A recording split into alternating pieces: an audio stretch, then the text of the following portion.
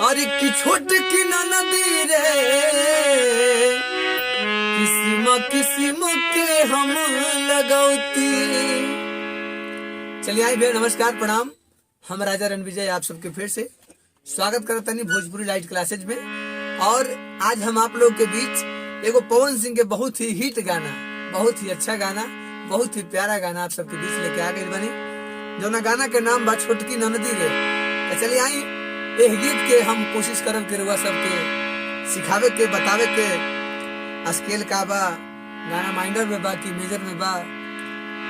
तो चलिए आई समय ना देर कैले बिना एह गाना के हम शुरुआत करते हैं।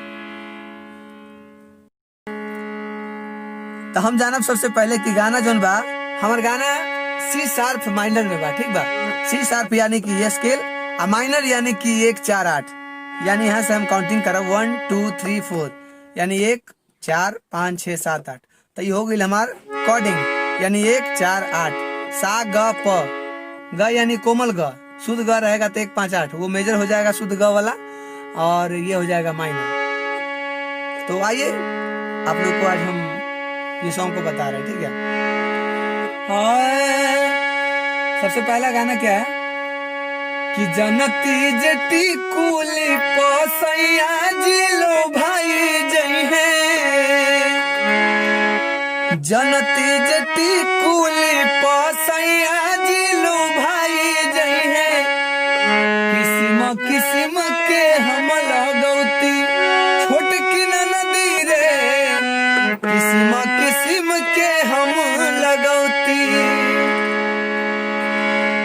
अरे जनती जस्ती कुली पसैया जिलो भाई जई है, किस्म किस्म के हम लगौती छोटकी नदी रे, किस्म किस्म के हम लगौती। ये जौन हो गई हमार माइनर स्केल में, और मुखड़ा हो गई, ठीक बा। अब अंतरा बता दें कैसे बा।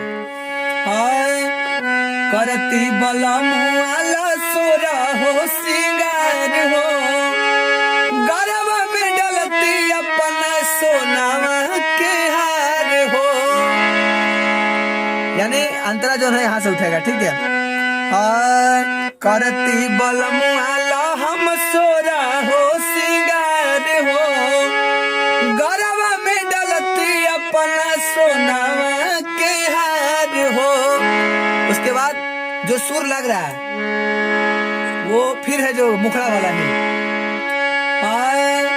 कि जनती जे झूम का झूमी जई है पियावा हो, जनती जे झूम का झूम जई है पियावा हो, सोनरा से जाके बनवैती छोटकी नदी रे, किस्म किस्म के हम लगौती छोटकी नदी रे, किस्म किस्म के हम लगौती।